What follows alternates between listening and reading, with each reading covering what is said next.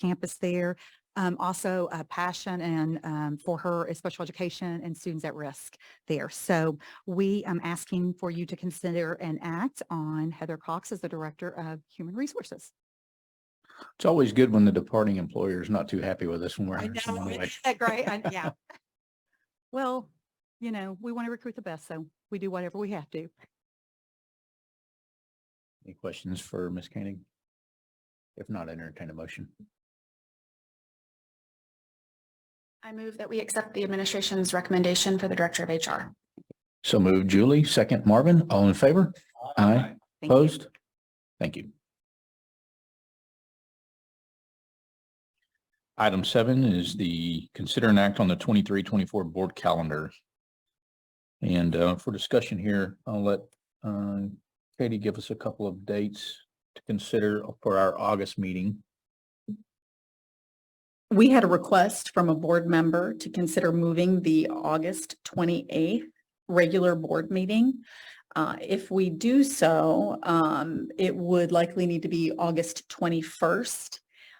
If that is done, the regular meeting moved from the 28th to the 21st, what I would recommend is removing the board workshop, because that would only put 1 week between the board workshop and the regular board meeting, which would be difficult, obviously, from a meeting preparation standpoint, especially with that being within the first week and a half of school. So just wanted to put that on the table for your discussion. And in regards to that board workshop and that timing, anything in particular you're concerned about from the board workshop perspective that we need to be covering?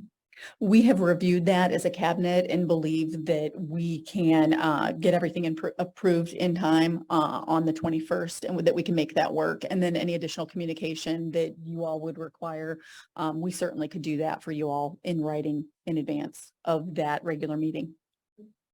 So one amendment proposed is the 21st. If you guys can check your calendars real quick and make sure that's an option for us. And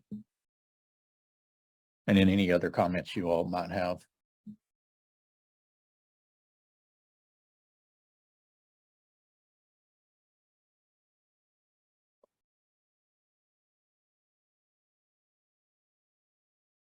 Marvin, you good? Julie? You're what?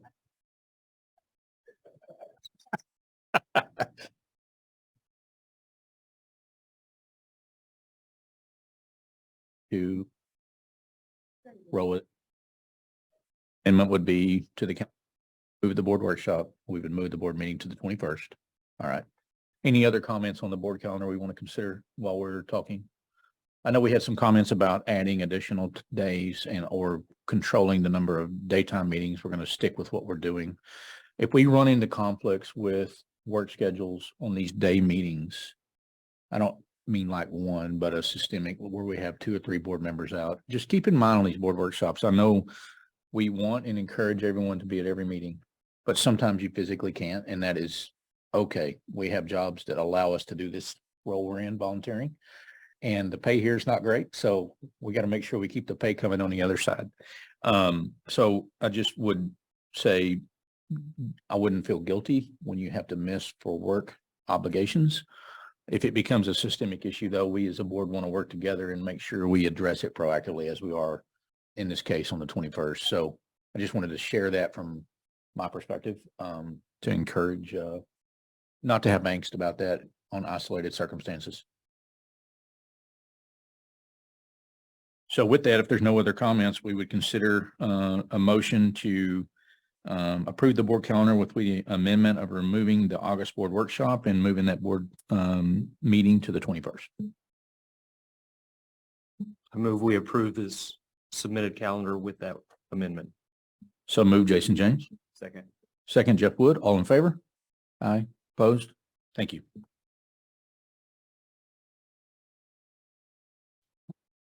Item 8 is discuss and take possible action on the selection of a delegate and alternate for the 2023 Delegate Assembly to the TASB Convention. And so with that being said, I think we may have one volunteer.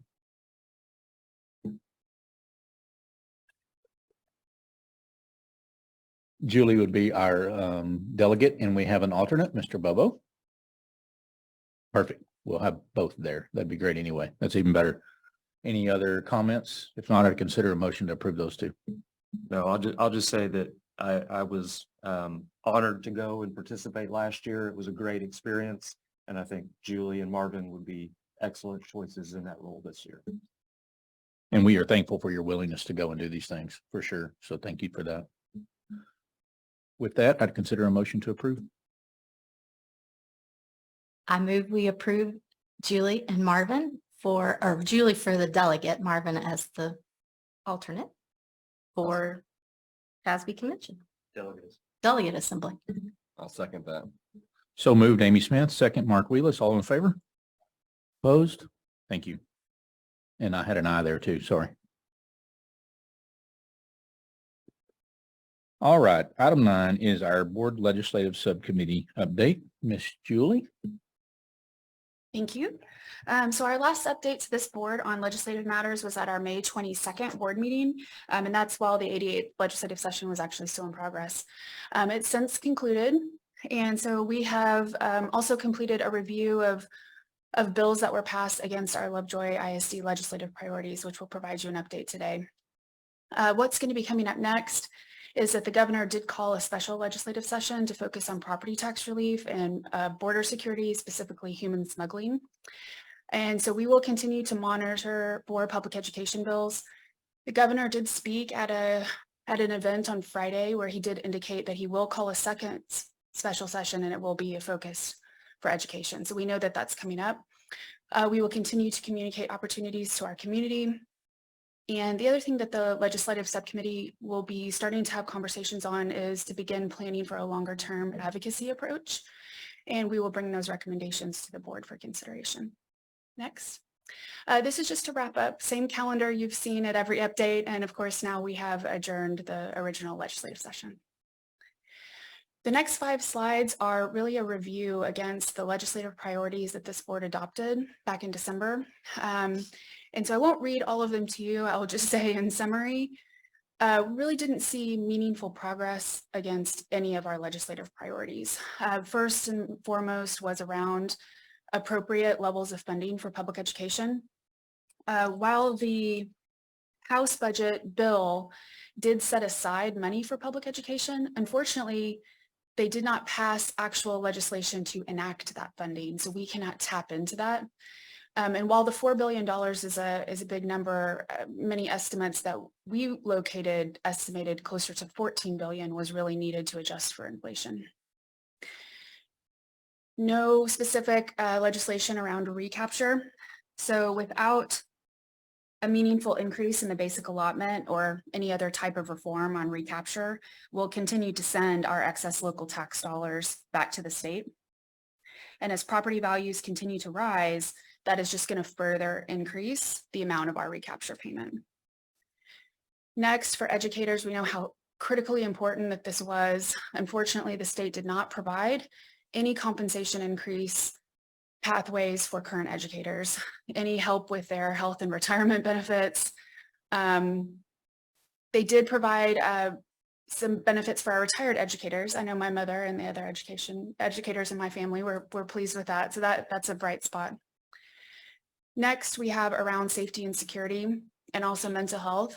This is probably the biggest one that did pass is around House Bill 3. This did increase the school safety allotment to $10. So it's at $9.72 today. So increased by 28 cents per student. And then they also provided $15,000 per campus to require an armed security officer. While we'll certainly take that funding because of course Lovejoy has already enacted a school marshal program, unfortunately the funding that has been provided in this bill is not sufficient to cover the required cost. And we will continue to need to make allotment for that in our budgeting. And then lastly was just around local control. We specifically looked for clarity in ballot language for our voters. Unfortunately, there was nothing filed for that. I would say also in general, I felt the tone of many of the bills that were filed were actually punitive to local control, unfortunately, and we will need to continue to monitor that. Next, we did talk about several different bills through the last 3 months here in our legislative updates. You know, we highlighted different things that would be beneficial or non-beneficial. So we just wanted to kind of close the loop and list out what some of those bills were that we had mentioned during the session. The biggest one, third one down, House Bill 100, is kind of the big one we were really hoping for. That would have increased the basic allotment by $90 or $50 in the Senate version. It would have added an inflation adjustment to the basic allotment, which would have prevented us having to come back and wait for legislation in every legislative session.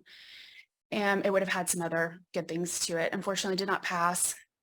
The public school transfer bill, Senate Bill 418, it was also added to House Bill 890 and also added into Senate Bill 8. There was no legislation passed on limiting and regulating public school transfers. Senate Bill 8, also known as the voucher bill, did not pass. And then there were two that we would just note, House Bill 900, which regulated public school libraries. And so it does add some additional requirements for us, does not provide funding. Senate Bill 763 allows school districts to employ volunteer chaplains to do the duties of a school counselor, and that will be based on board policy. So what happens next? The governor has 20 days after May 29th to sign the bills, veto them, or allow them to become law. In some cases, these bills may require the TEA to do some interpretations or rule-based or issue guidelines. And so in that case, we may not know the full impact of the bill at that time. Of course, our administration will be evaluating all of the bills that have passed and will be providing updates to us at future board meetings. So special session, just a little review of Texas history there.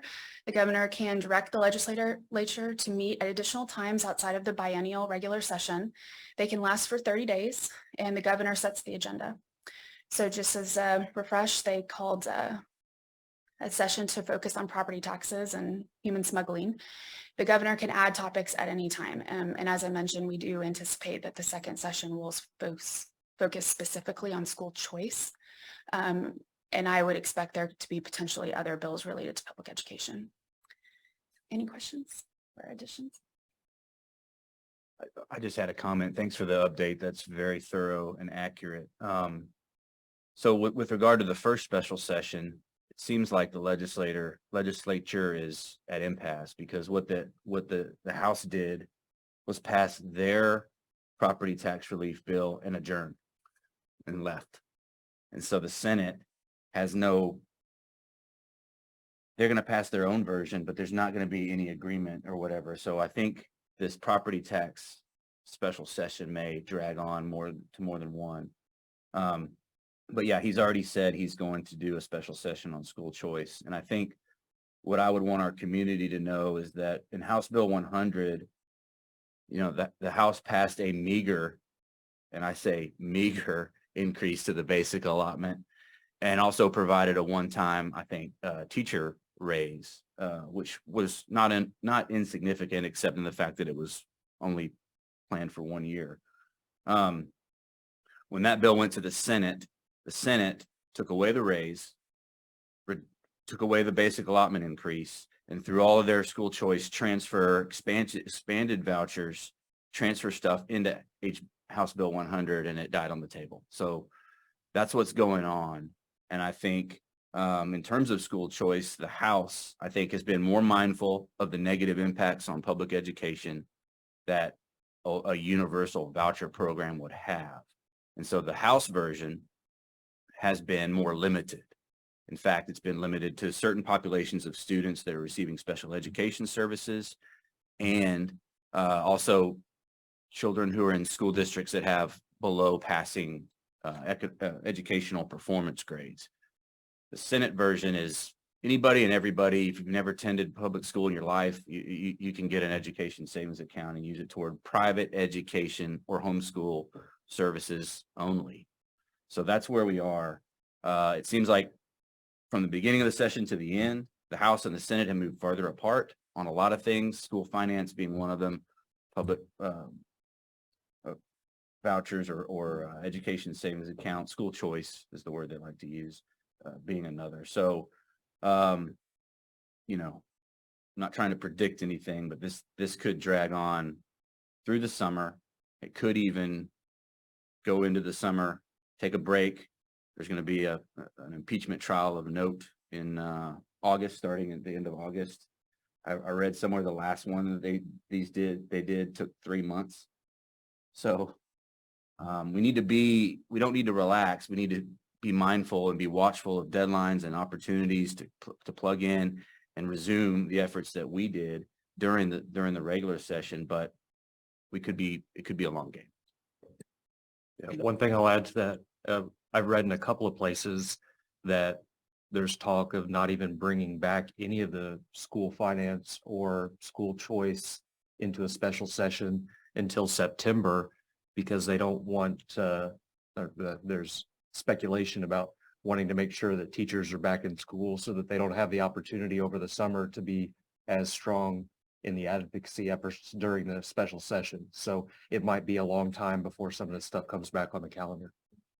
I've not been in much as I have in the past few years, but I've never seen a time when our elected officials are more focused on their own desires and less focused on the actual needs and asks of their electorate. The House seems to be listening, which is why we have this impasse. And the Senate obviously pursuing their own agenda without any reservation. It's overly disappointing. It's a failure of our government, certainly.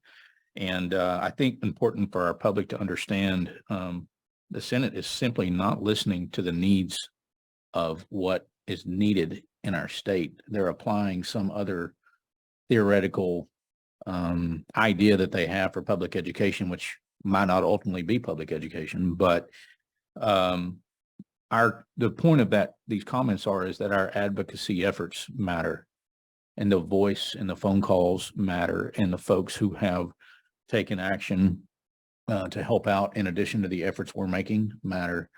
Our public has a stronger voice than we do as a board. They have more leeway and ability to advocate for their wants and needs and for the values that Texas public education needs to support itself. And so I just would continue to, in conjunction with y'all's comments, encourage our leadership within the district in these different roles, our PTO, our foundation, our parent groups, those who obviously we're all invested in this village here to raise amazing leaders for the future. And I think there's, I don't know of a more pressing time to be speaking about what things are needed and to, one, educate yourself, and two, be willing to go and speak and fight for it. And whether that's a phone call, an email, or a personal appearance, they all count. And the House is listening. That doesn't mean we stop talking to the Senate, but we've got to ensure that we continue to advocate. And the other comment I might make to our board is the Raise Your Hand Texas has their summit, and an impressive organization supported by the founder of HEB that is solely focused on public schools and the support of it. They're having that summit this summer, I think, for us to get on our toes and not on our heels in a future role. If you can attend that, I think it would be very valuable, and we would help create this, maybe a venue to create this school coalition, for the future. So just a few more comments. I'll just have one comment. You can definitely tell it's an attack on public schools when they're only willing to give $10 per student for the safety allotment. If you think about that, that's not for a month, that's for the entire year. And they moved it up by 28 cents. So that's really all the funding they were willing to give the schools. One more comment, not to mention that we're not even close to keeping up with inflation since 2019. Really, the correct funding level is that 14 billion. We're not even talking about that. It's starting the conversation at 3. Sometimes it goes down from there. It's amazing. They have a different idea about public education, and they're not calling it that, but they do. And it's obvious by their actions, and it's a disappointment. Well, when they're allowing other objectives to basically hijack the ability for us to give our teachers compensation and to be able to give our kids a quality education, to protect the programs that we have today. And so I want to reiterate and also underline that your calls matter. Please do continue to call. I know that July and August are so hard with family vacations, but it really does matter. And if you need talking points or those types of things, you can always use our legislative priorities document, or some of the comments that we've had today, is to not hold hostage the funding for Texas public school students for other objectives that the legislature may have. Please fund our schools and not allow these other types of topics to take too much airway. And I just have one final comment that, when we talk about the word school choice, it's going to be marketed in some degree as public tax dollars going to private schools, but we need to be mindful, as I think the community has been, because we went down and testified against such a bill that was impacting public school transfers and aimed at eroding or dissolving the borders of school districts across the state, but not funding students from out of district any differently, actually at a lesser rate than what resident students and resident taxpayers pay. So school choice includes impacts on public to public school transfers, and also it's ideologically based on taking public, no matter what they say, taking public tax dollars, dollars that we've paid, that we've had to send back to the state in the form of recapture, and allowing that to be used to enrich and or subsidize private education. So in addition to the delay that's happening in terms of the timeline on the special session and what that might look like, in addition to some of these bills requiring the TEA to write guidance before we will know when they're going to be implemented, how they're going to be implemented, there's also going to be, I'm very hopeful, there's going to be a substantial legal challenge mounted by a number of public school districts, because when we were down there in Austin, we kept talking about school choice, a lot of the school districts didn't know how it would impact them. They weren't even thinking about it in those terms. And we were the ones telling them, hey, this public school transfer bill, have you read it?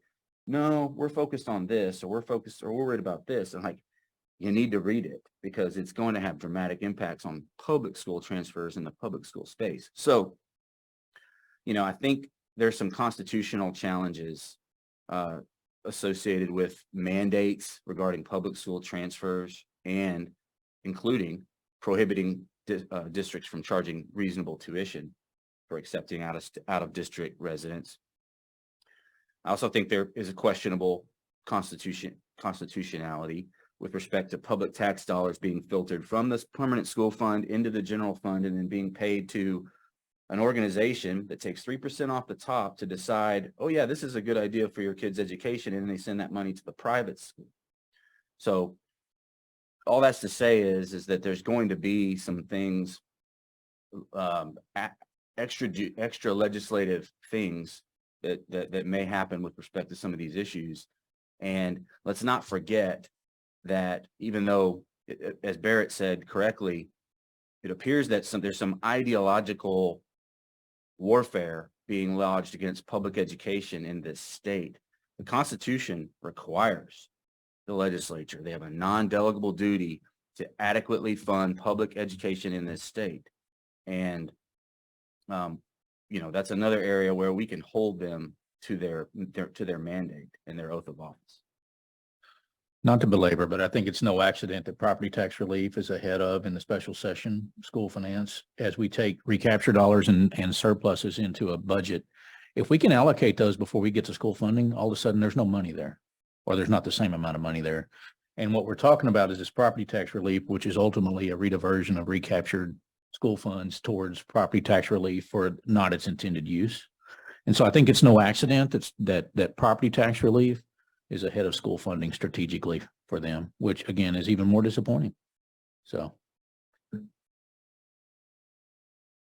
any other comments there? All right. I think we'll just continue to provide the board a monthly update if that works for you, or if there's anything else that the board would like from the subcommittee from updates, happy to get that feedback from you. Thank you, Julie, and thank you for the work there. This legislative committee is really doing a great job, and appreciate all the board members being engaged in it as well. And I know Katie and the admin team just paying attention and keeping us apprised so we can stay focused on what we need to. All right, item 10 is Mr. Wellman, budget workshop number 8.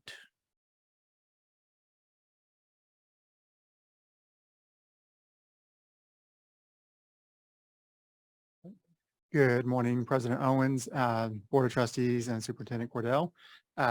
This morning, our goals for this morning is to take you back on the journey that we've been on that has gotten us to presenting a proposed 23-24 budget.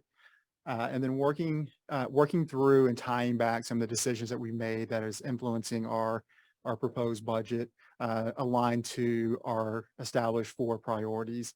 So I'll walk you through kind of the items related to the fund balance, and then I'll hand it over to Mrs. Koenig here to walk through compensation and enrollment, and then I'll wrap it up and finish up walking through kind of the proposed budget, legislative updates, and then address any questions that you may have.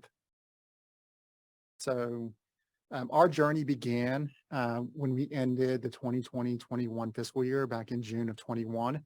When we ended the year with a fund balance of just 74 days of operating expenses. This led to some concerns and cash flow issues when we got to the month of November of 21, and concerns of not being able to make payroll that month due to kind of when our tax payment and tax collections come in.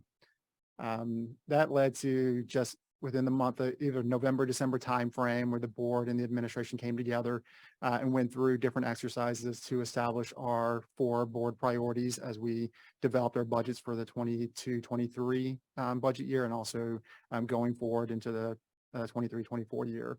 Those 4 priorities were restoring our fund balance and working towards maintaining in between 90 and 120 days of fund balance, addressing compensation and increasing compensation for our teachers, and then also attendance and enrollment.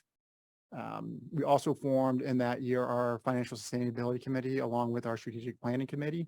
Our first meeting for the financial sustainability was in January of 2022. Through that committee, we did bring forth a recommendation to go out and maximize our copper pennies, and we approved a budget in June of 22 to go out for the VATRE. At the end of June of 2022, we did continue to work towards restoring our fund balance. We ended the year with a $2.4 million surplus, which increased our days of fund balance from 74 to 103 days.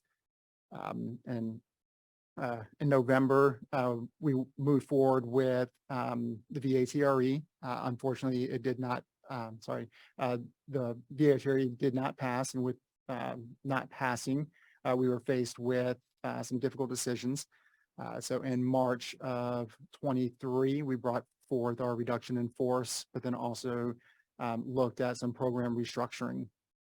And where we're at today, we are projecting a $3 million surplus in the 22-23 year, which will increase our fund balance to 130 days.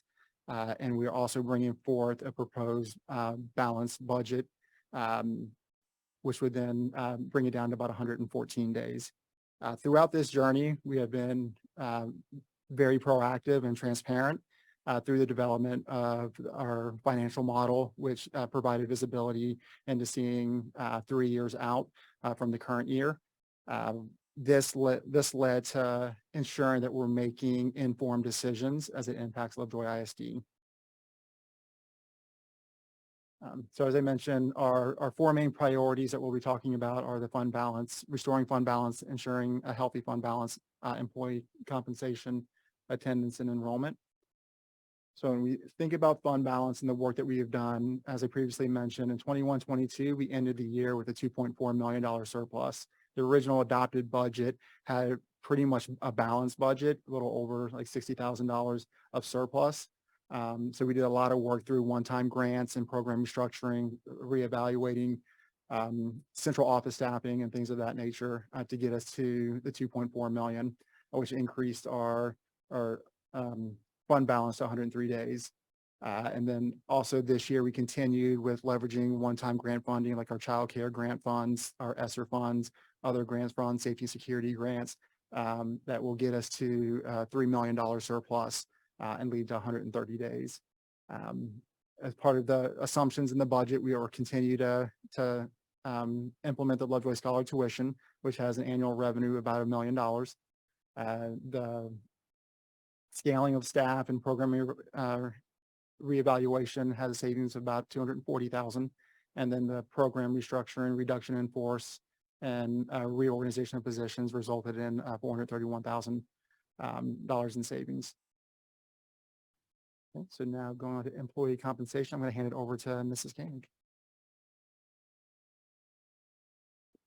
Good morning. As many of you have seen this before, this is definitely what we're recommending, a 3%, of course, salary increase for all staff, $15 hour minimum wage, $5,000 stipend for special education teacher stipend, and $50 a month additionally medical insurance contribution. And you can see on the right the budget impacts of those recommendations there. So moving from there, I want to talk to you a little bit about the teacher scale. Last year, what we did, this was last year's teacher scale. It was the 22-23 school year. And on your table, I've also put a model of salary schedule increase just to look at that.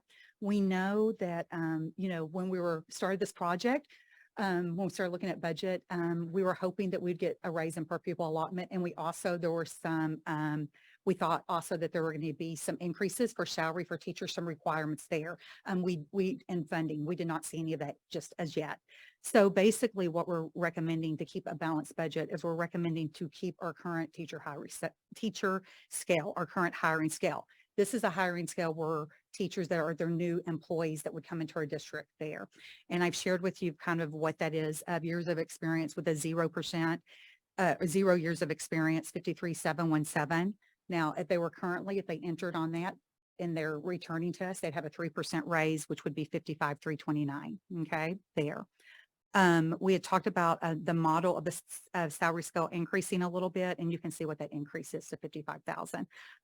But we're not sure, if that can happen because that's a $200,000 budget impact. If we do that there, that third column, the model of salary schedule increase. Okay, so I just want to kind of explain where we were there. On our current teacher new hire scale, you can see, as we said, with 0 experience, it'd be 53,717. We are recommending that 3% raise for teachers, nurses, and librarians. And on here, we did change the special education stipend to $5,000. We also put a note in here just in case something happens in special session or something changes that we can change that if that need be. Questions about the teacher scale there? One question. So if they do hopefully increase the basic allotment in September, October, that's where we can adjust the scale? Correct. Okay. Correct. We're just a little bit nervous also trying to have a balanced budget there. Okay. And we also, we want our employees that are here, we want to retain them and let them know how much we appreciate them. And so that's why we're asking for that 3% increase there. Okay. Just to confirm that model scale we have, model of salary schedule increase would be net, what that would look like? Yes, about $200,000. Yep, got it. Yes, sir. So So there'd be an increase of the budget of about $200,000. One more question. So if the 3% raise is higher than the model scale, will they get the higher amount? No, this is just a new hire, what we would offer as someone that was entering our district. Good question, though. Okay. The next one, and once again, we're Sorry to recommending. interrupt. No, you're fine. So we would pay a teacher, if not a significant amount, but $300 or $400 more. They're coming to our district with 9 years experience versus they're in our district for 9 years. No, we would get whichever one was the highest there. Okay, just whichever one was the highest. Okay, so either the 3% or or the model of the increase. We were trying, very honestly, when people ask you what your starting salary is, most people say like 5,400, 54,000, not 53,717. But Thomas and I have kind of joked about that. We would like to get it to more of so roll off our tongue a little bit easier, I guess. So for now, the model is just a proposed, but not being, We're not even proposing the model at this time. or just, it's illustrative, If something else happens. if something else happens, that's the schedule we would want to move towards for new hires in the future. But right Correct. now, it's just hypothetical. It's hypothetical. That is correct. Just wanted to put it out there for you to see. Okay. And please note, other districts around us, they're just now they've started putting out their hiring scale too. And so some have, some are still holding it back, kind of, waiting like we are a little bit.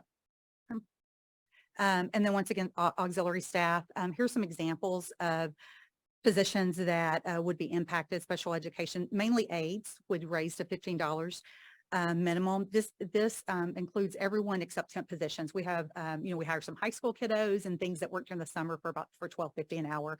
But for most people that were full-time, it would be $15 an hour on these positions. But what that also did is it did impact other positions, because you can see there's a custodian. And then if we move just that career pathway to lead custodian, we had to adjust those salaries just to be in line with that career path. Okay. And those are some other examples there of salary increases that would occur.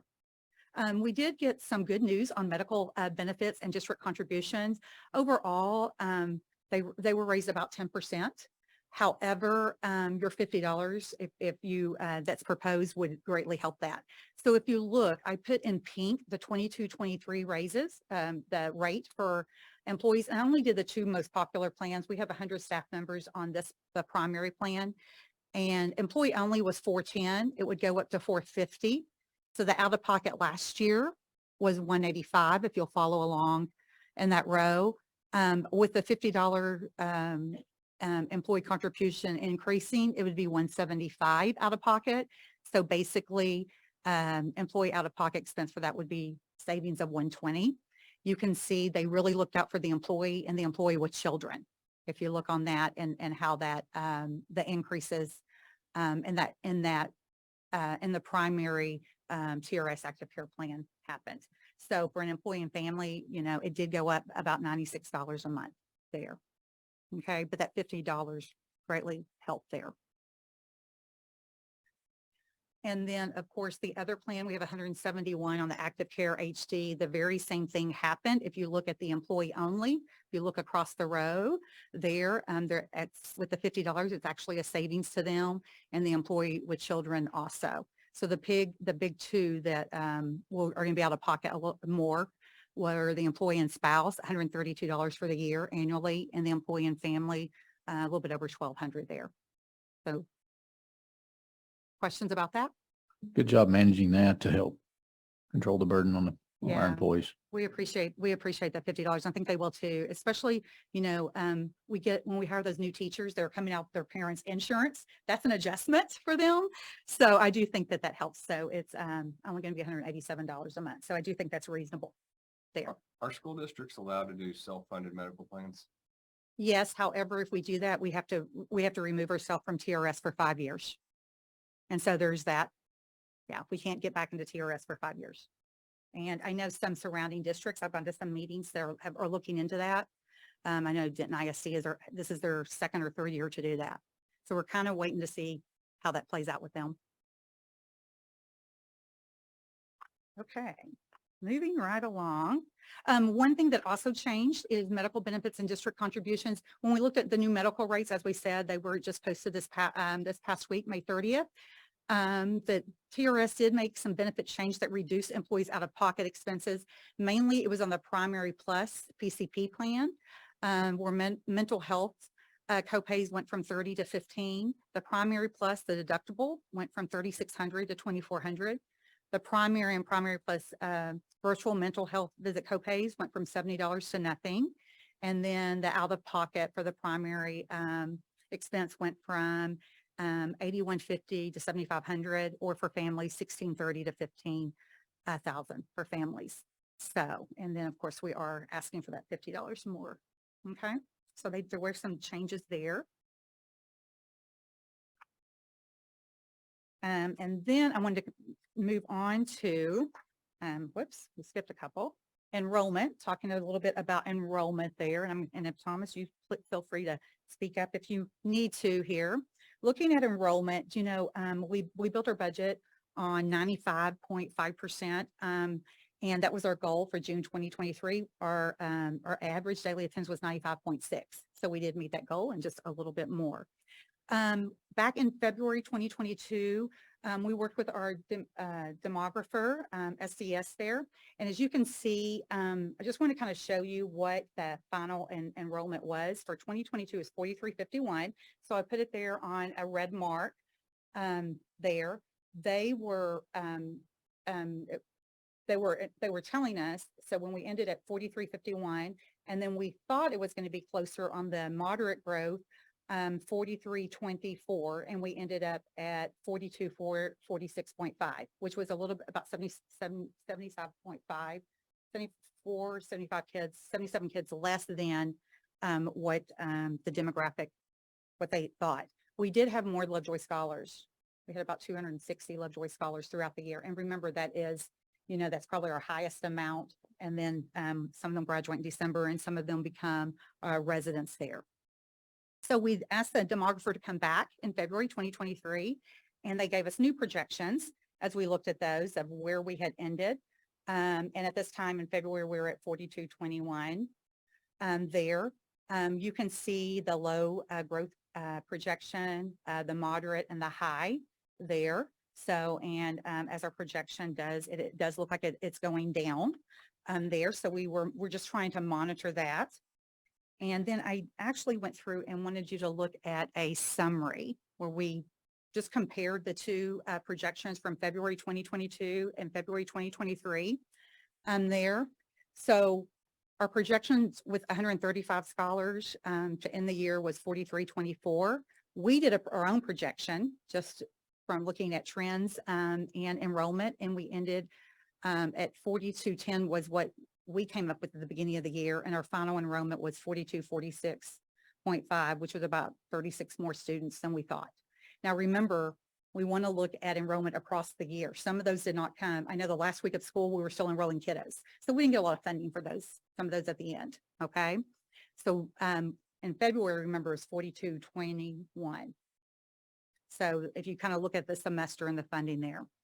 And then if we go back and look at what our demographer thought when he came back in February 2023, the high growth was to end this next year was 4226. The low growth was 4164. We went through a little bit lower because we did that last year, and our projection for this next year was 4105. Looking at current enrollment right now, we have 61 pending students, enrollees. And so that's 4,015 right now if those 61 students come. And they've asked for packets. They live in the district. We check CAD. We know they're potential students. So we feel like they're probably coming to us. But our enrollment would be 4,015 there.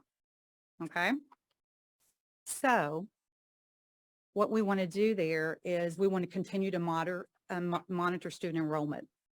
I know I have Ashley back here, and her and I meet pretty much daily about what our student enrollment is, how many packets we're sending out. Also monitoring Lovejoy scholars, all that information. It was very helpful getting them to commit early this year so we can count on them. And we have collected those funds for that right now. We're definitely going to follow up on those pending enrollment. And we do send emails trying to get that information in so that we know that they're that they are coming. We're also, though, we need to monitor resignations, unfilled positions, and long-term vacant positions. So as we've talked as a cabinet and with Thomas and Katie, right now we have 5 full-time teachers that we could possibly hire that are open, that we're just going to delay a little bit depending on what our enrollment is. Okay, so we don't want to, overstaff, but we also want to meet the needs of our kiddos. So if we need those teachers. So just wanted you to kind of be aware of kind of where we are right there, and hiring, and how that impacts, how student enrollment impacts our projections there.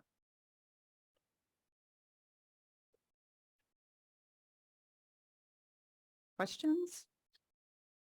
I mean, looking at the trend, I don't know what the breakout is between 5A and 4A, but in the next redistricting, it's gonna be really close, I would think. We can bring you those next time. I don't have those in front of me. Are we still doing anything for marketing on scholars? Or We are, right now, we have some that are in a holding pattern that we need to go back and look at. We've had some interest level. In fact, I think I've gotten 3 emails this week that we were basically waiting on some legislation, if that was going to happen or not. I know we've all talked about going back and starting another second round of acceptance, which is possible too, to help with some of the enrollment. Do we currently have waiting lists? We do have a waiting list. There's some grade levels or So, yes, do some not have are capacity? correct. Okay. Some are at capacity and some are not. Yeah. We're watching closely the elementaries because we like to keep that a 22-to-1 ratio. And so that's where it gets a little bit tighter there. But yes, we're currently monitoring those. Ms. Koenig, I think we skipped the attendance slide. We didn't show that in the Uh, presentation. Can we back up to that Yep, so the we board sure can see can. that?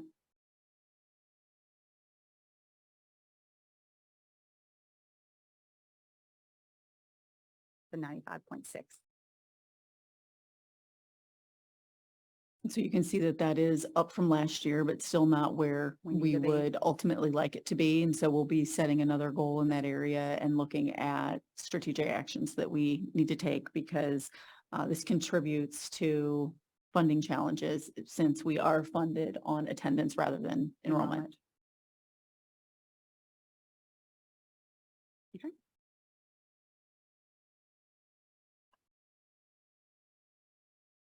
Yeah, we really didn't hit on that in the legislative update because it's not one of the bills, but one of the things they didn't take action on, us being one of only 4 states left in the country that has to spend money based on enrollment, but actually get paid based on what walks in the door. It's counterintuitive to an intelligent business model for sure. So. And before Thomas starts, I want to just, I know we still have room to improve on attendance, but I mean, as the slide shows, we did set a strategic goal of raising from 94.36 to 95.5. And we were able to beat that slightly and increase average daily attendance for the year to 95.6, which was above our goal and above what we budgeted for. And so I want to thank Kevin and I want to thank the principals for constantly discussing with the community the importance of attendance and I mean, just all throughout the year, especially in the spring where, people start moving on to other things or start summer a little early. I think it made a difference. It might have been a few percentage points, but it helped us hit our number. So thank you all for the constant, discussion on the issue of attendance. And also our data clerks. I know Ashley back there works with our Paynes clerk and our data clerks and getting them, making sure that all that information is accurate too and gives us daily updates, which is so nice of her to do. I'll be real curious if our new calendar this next year will have a positive impact on attendance with the extended planning days and the fall break and some of those kind of major vacation-y type things. I hope that moves the needle too on being in school when we're having it. Yeah.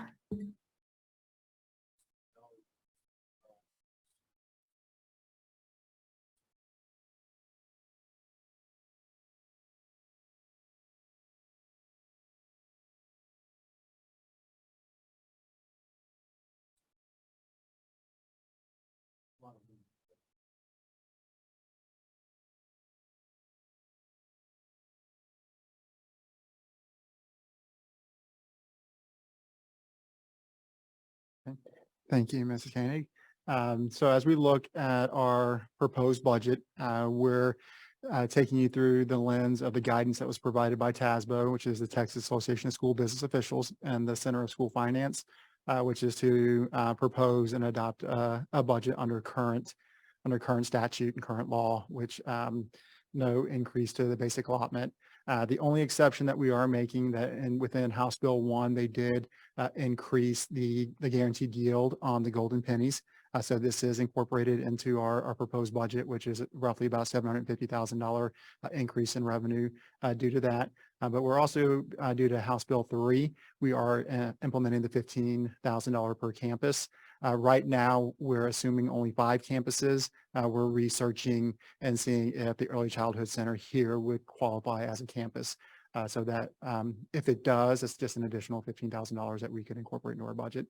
The other changes to the budget assumptions that from previous presentations, that we are increasing and putting forth the increase in transportation fee of $100 from the 350 to 450, which is about 207,000 annually.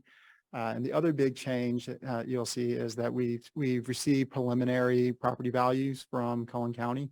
And what we're seeing is actually almost double and then what we were recommended before, which is 7%, which we've seen historically before this most recent outlier. They're showing about a 13.5% increase in property value. So what we've done is we've adjusted going forward, assuming that the outlier is now the norm, and adjusted and doing 13% going forward. So you'll see that our recapture on this presentation has increased significantly because of that. Other assumptions, just additional resources which we've shared mainly around our special ed department, but then also bringing in additional instructional support by adding 2 additional MTSS positions, 1 at each of our primary schools. And then when we look at our transportation, what we can see here is that even with the increase of $100, it would generate an additional 207. We're still operating at a deficit in this program. We're still about half a $500,000 deficit in transportation based off of the fees that we charge, our total cost, and then what the state formula provides in funding for transportation. Yes. Does that include the INS component as well, or is this just the M&O side? As far as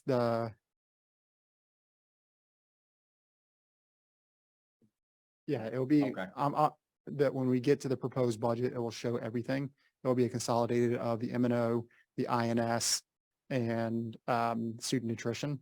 So we're at basically, even with raising the fee, we're still at a 511,000 deficit, but it's really significantly more than that with the expenses of purchasing and depreciation.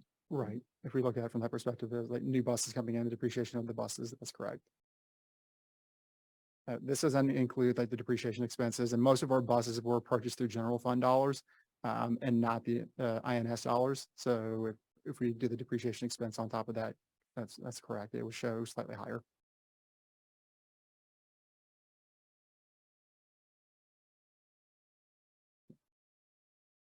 When we look here at the 5-year model, we can see that we are going to propose an FY24 balanced budget, slight little surplus, but pretty much a balanced budget, and getting us to the 114 days. So you can see that even though we're a balanced budget, you can see from 23, the 130 days to the 114. The main cause of that is that our fund balance is not increasing at the same rate that our expenses are. So when we look at our expenses and you look at the red line there, excess revenue of recapture, that increase from 7% to 13.5% increased our recapture from roughly 3.3 million to 5.3 million. So all that excess revenue generated from the increase in property value is all going to recapture. There's no benefit to Lovejoy from that incremental increase from 7 to 13.5%. So although our fund balance is still above 90 days and it's going down, we still have a balanced budget and a viable budget. It's just our expenses are going up because of the recapture. It's a nice surplus generating tool for the state. Yes.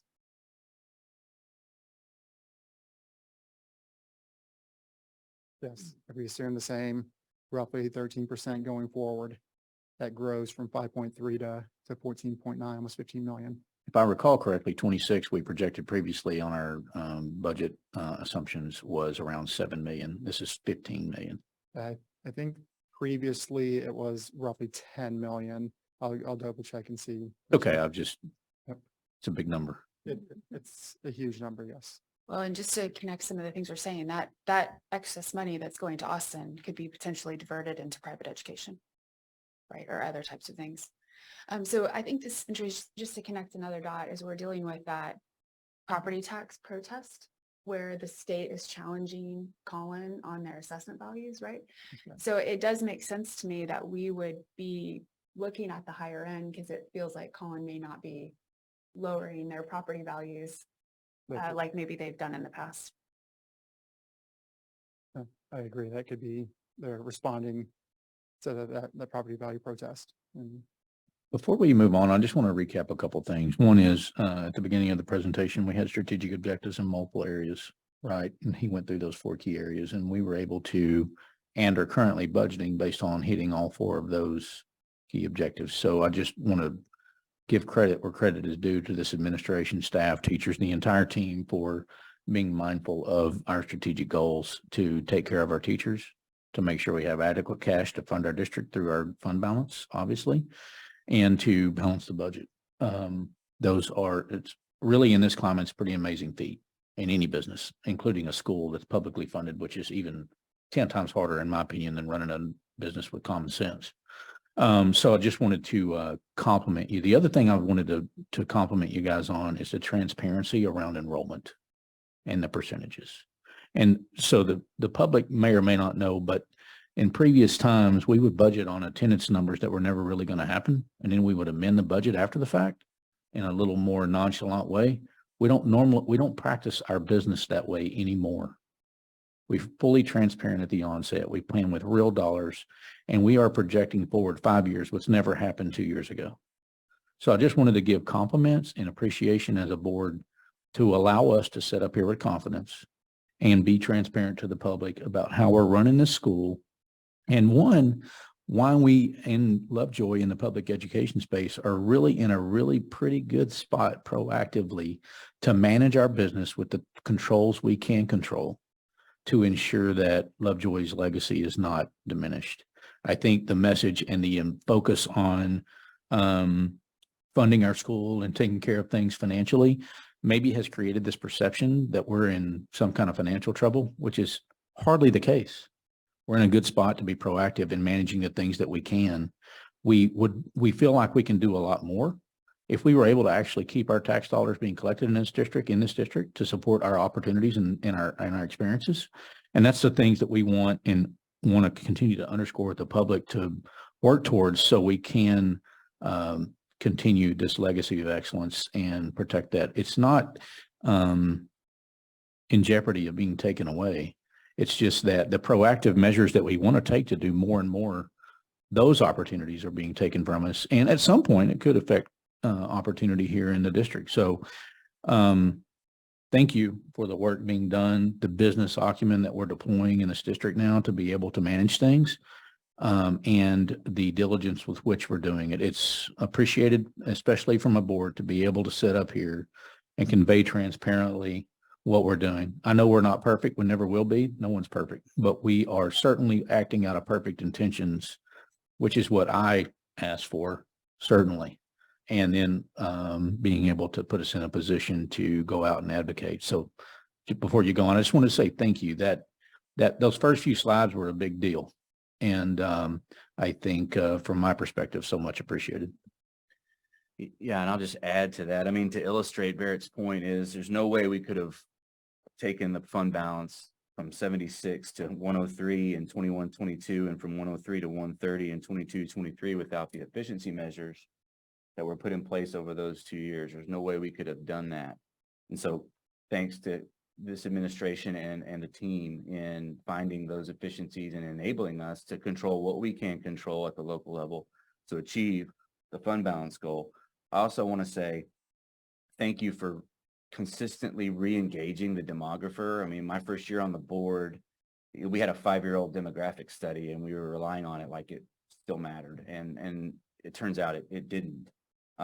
Because during that 5-year period, think about what happened. We'd gone from a fast growth district to a leveling off. And then we started to see right at the beginning and before COVID, we started to see enrollment declines, which, have been happening not only here, but in the area and statewide. So, constantly re-engaging the demographer and taking the data and looking at it again and modifying it. And that has helped us tremendously, I think, in terms of budgeting on these wishful thinking enrollment numbers. And we have to look at it, kind of be sober about it and be analytical about it. So thank you all for doing that. Yeah, Thomas, I think it's impressive though, being able to get to a balanced budget with the declining enrollment, because it's a lot easier to do the opposite whenever you have more money coming in versus less money. So good job. Thank you. Couldn't do it without the support of the administrative team. So, Well, and also I know that as we go into this budget, these budgets are a moving target. And we also know that 400, we've got a balanced budget presented, but that could easily be a little bit into our fund balance, which I'm not going to say I'm excited about, but I think we're not overreacting too quickly with any major things with these budgets as we've continued to refine it. And we're in a position where if we need to make some moves to protect some things proactively, we can, and it not be devastating to the bottom line or to fund balance. So, and again, yeah, just great. Great, thank you.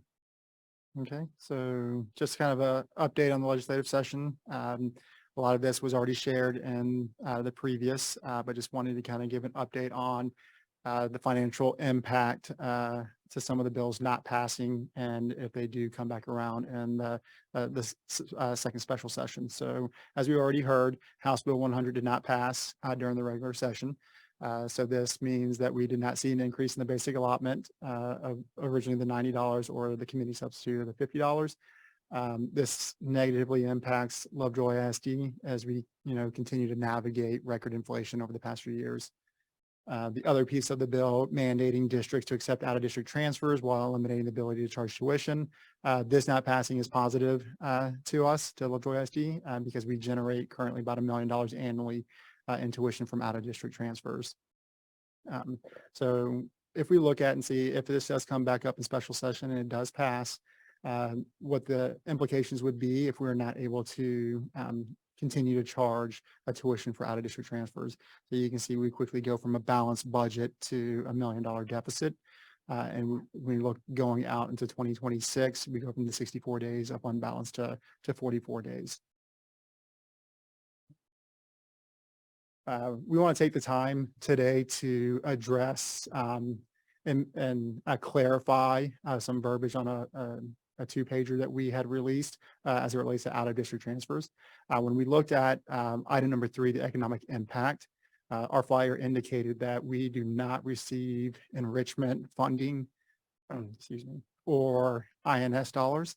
The reality of that, what it should have said is that our transfer students do not bring in formula funding at the same rate as resident students. And it is true that we do not receive or bring in INS dollars. The reason for that is that we're a small district. In the eyes of TEA, we're considered a small/mid-sized district. Because of that, and they define that as a district that has enrollment below 5,000 students. Because of that, there is a mechanism in the state funding formula that gives us additional funding due to us being a small district. But as we enroll out-of-district transfers, that formula, as we get closer to that 5,000 number, that funding goes down. So which means that we're losing funding in that mechanism, which means that they're not generating the same or comparable funding as our resident students, because there's different components that are tied to that small school adjustment that reduces our overall funding when we do bring in out-of-district transfers. So we wanted to take the opportunity to kind of clarify that and ensure that we're putting out there that transfer students truly do not bring in formula funding at the same rate due to our size as a small school in the state of Texas. Okay. So the basic allotment impact, so what we wanted to show here is just the different net asset contribution and under the current law, the 6160, and then if the $90 or $50 and the impact to the district. So what this includes when we think about the $90 and $50 is what Ms. Koenig had presented on the proposed salary schedule and the increase. Part of the language was a state minimum salary scale for teachers, which would increase our salary scale. And in order for us to meet that, on top of the 50% required spend on teachers, counselors, and nurses, we would have an increase in cost of roughly the $200,000 that Ms. Koenig had mentioned.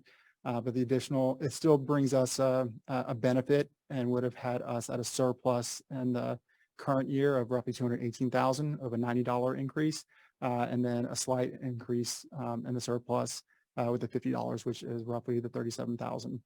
So you can see that it would still put us above the 90 days that we're 90-day fund balance, and would have a viable budget going forward even into 2025, and then really would have to work in 2026 to maintain our above 90 days. So as we continue to monitor our budget, and before we bring a proposal on June 19th, we'll continue to monitor enrollment, as Ms. Koenig said. As we see enrollment increase, we'll go ahead and release those positions that we've kind of held until we know more of our enrollment. We'll continue to monitor the special sessions, any updates that are coming through special session. And then we'll look at in our overall structure, example, looking at our 8-period day at the secondary, look at our different programs, like academic programs, fine arts, and athletics, and then explore any fee opportunities to increase revenue.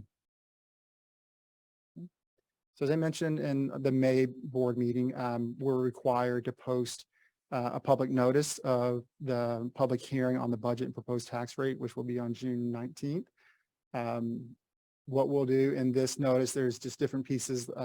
Collin County provides a tax calculation worksheet that will be posted along with the proposed budget that we'll go through here shortly. And in that, what we would do is we're proposing the current year MCR, so this year 22-23, as the tax rate for 23-24 in the June meeting. But then we'll come back in August when TEA releases the actual MCR, and we'll adopt the rate based off of their guidance and what the MCR will be. So as part of the posting requirement, we do need to post a proposed budget. What this proposed budget will do is that it's comparing June 2022 adopted budget and not our amended budget that what we have been seeing throughout the year versus the current proposed budget. So when we look at the proposed change, just looking at the total expenditures, we're seeing that we're having a year-over-year change of roughly 4.6 million. And I should add, this is a consolidated budget. So this is all three aspects that we have to bring forth for approval, which is the M&O, INS, and student nutrition. The main driver behind that 4.6 million increase, you can see, which is under other, which is function 91, which is contracted instructional services between public schools. That is recapture. So that's the main driver behind recapture. The other 300,000-ish is due to the 3% increase in salaries and 3% in non-personnel, but then also the different pieces that we've done, reduction in forces, offsets with additional resources that we've added. So the main driver on that expenditure increase is recapture. So here's just the general fund, which ties back and just gives a little bit more detail of what we've already shown of the balanced budget. So again, the main driver, this is the M&O side, which is the recapture, is the main driver behind the increase in expenditures. So when we think about the student nutrition, I know that we have presented over the last couple of years where we've ended the year with a surplus budget. This year, we're presenting a balanced budget, mainly due to the increase in the minimum wage to $15. So that impacts it there. Then also the 3% increase. The other piece is with the new approved calendar, that gives us 5 less serving days. So we're going to have 5 less days of revenue. And the revenue, the rate at which we receive revenue is going to be slightly higher than the rate that we have expenditures, because our food cost is roughly 50% of our expenditures. So it's not a true one-for-one offset. So we're going to see a little bit of decline there because of the decrease in serving days. And then here's our proposed debt service. The main difference here between what we approved last June versus the proposed and the decrease is that according to Collin County, we had excess revenue coming in from the 2021 tax year that benefited the 22 tax year, which allowed us to have increased principal payments to bring down our debt. So this year, we don't have that same excess revenue coming from 22 into 23. So that's why we're seeing a decline in revenue coming in and adjusting our principal payment. In this budget, we are making the assumption that we'll have excess of $4 million to pay down in principal. That is not part of it's additional principal we want to pay down. That's not part of our normal debt schedule. Thomas, so that be taxes of the taxpayers paid, I guess, late? Is that why it falls into other fiscal year? It could be timing. It could be tied to, how can I say this without say this properly? I think it's just when they go through, sorry, I can't think of the word, protest. If taxpayers are protesting, they hold off on the payment. So yeah, they'll come in a little bit higher. The protest comes in higher or lower. So that could definitely be it. There's also, there's situations where you can defer taxes if you're over a certain age. So the only way that you collect on those taxes is if they sell their property and or if they pass it on to their children. And in that time, it could go multiple years. So it can be, yeah. Okay. Okay. So our timeline, so today is our final budget workshop. We did publish the public notice for the 619 hearing.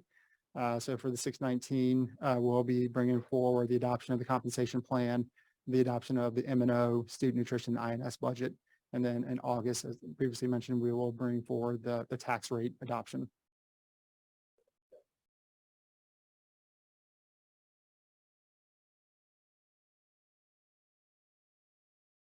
Yep, absolutely. So,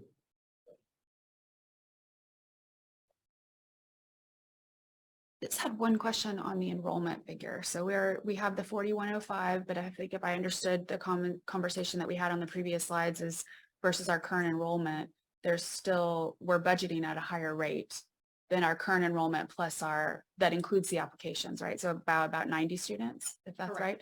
And do we feel comfortable with that assumption right now? Well, that's why we're holding back on 5 Right, okay. because it's, if you think 20 for one, it's about 5 personnel, about 90 Okay. students. Got That's it. why we're holding back and delaying those. Understood. Okay, Does that thank make you. sense? Thomas, I had just a conceptual question. So as I understand it, the property tax bills that are being talked about right now, so the House version proposes basically compressing the tax rate and buying that tax rate down. And then the Senate version is involved more with increasing the homestead exemption. And so I'm wondering, just conceptually, I'm not going to hold you to this. I'm just saying, would any of those, either option serve to reduce recapture, or are we talking about washes in either situation? yeah, I think in both situations, they would reduce the recapture. So it'd be less tax collection coming in, which would then mean less excess revenue. So either way, it would be a benefit to the taxpayer and there'd be no benefit from a revenue perspective to Lovejoy ISD.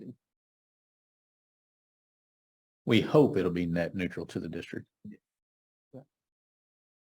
I just want to emphasize that this budget that we're adopting goes with what we know today. So if changes do come down the road, we will amend at that point. But with all we know, we're going to do our best to adopt the budget with that we know. And then if we need to amend, we can. Yeah, that is accurate. Based off of what we know now, we're proposing this budget. Thank you, Thomas. So item 12 today is to consider an act on setting a date for a public hearing to discuss budget and proposed tax rate for 23-24, which is the timeline you have in front of you. There are no questions. I'd consider a motion. I move we set this timeline. So move, Marvin. Second? Second, Julie. All in favor? Aye. Opposed? Thank you. Thank you. Item 11, consider an act on transportation fees.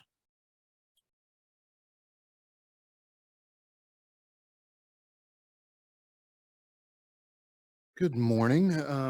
As Mr. Wellman mentioned, in order for us to get to a balanced budget, there are some costs that we would like to offset. One of those costs would be the cost to provide transportation to our students and our families.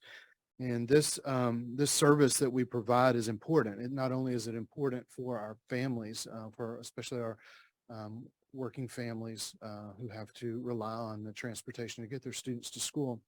It's also important logistically for our campuses. We tried this a few years ago where we, for the most part, eliminated transportation services and the car lines at our campuses were out of control.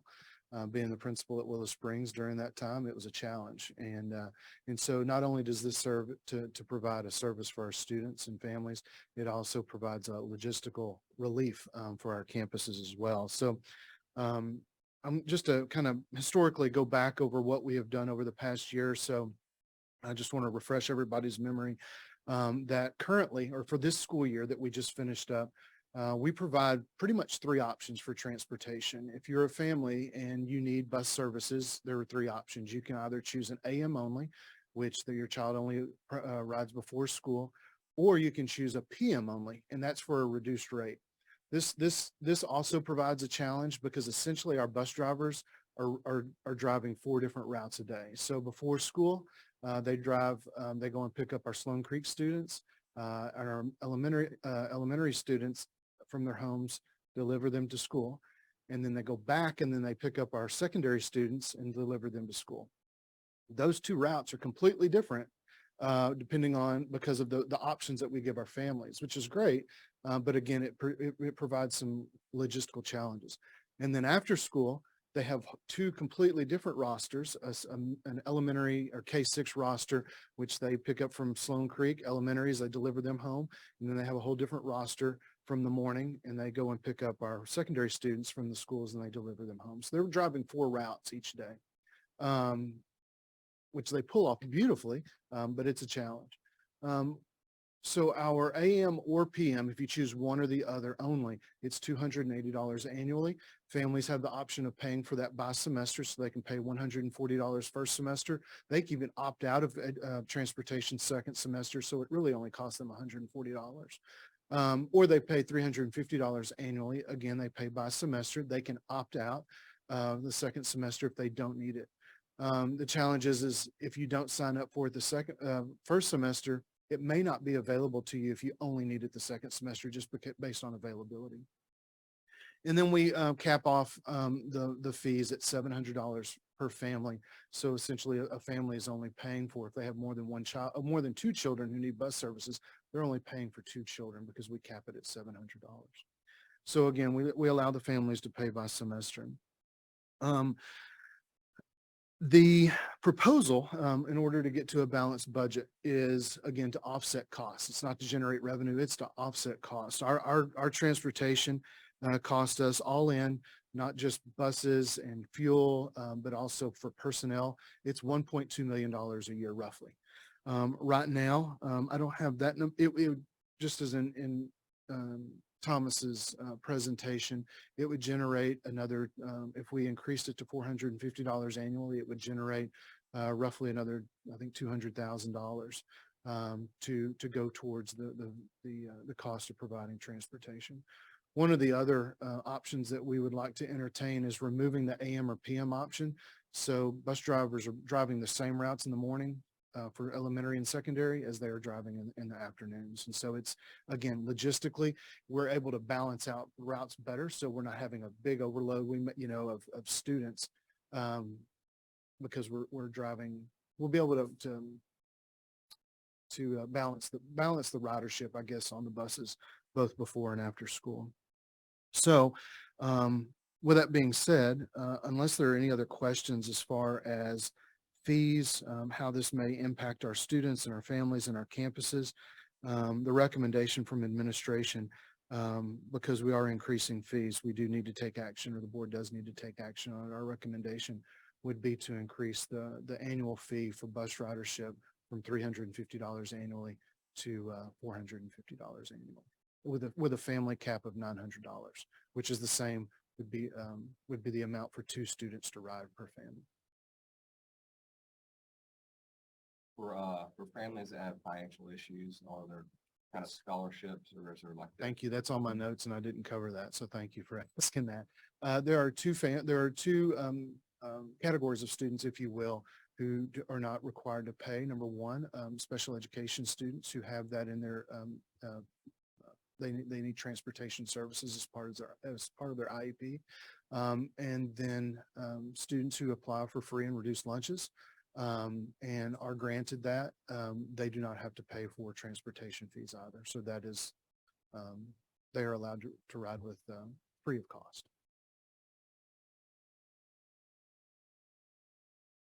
And we work, they file that application with our student nutrition department. Once it's approved there, Matt McCarty notifies us, and then we reach out to the families to offer them that transportation. Any other questions? If not, I entertain a motion. I'll make a motion to take the recommendation to increase the transportation. So move. So move Mark Wheelis. Second. Second Jeff Wood. All in favor? Aye. Opposed? All right. Thank you, sir. Thank you. And just on another note, we will open up registration for transportation at the beginning of next week so we can start building routes for the next school year. So that communication will come out from the district next week. Yeah, given what fuel costs have done and what they may do in the future, this is pretty minimal compared to what we are offsetting. We shouldered the burden of a substantial increase in fuel costs last year, which we never really trued up on, which is not projected here, but it's a moving target for sure on what's happening with transportation with the cost of fuel. Tires, everything is going up. Everything, yeah, but right, Fuel is what we use the most. big one, right?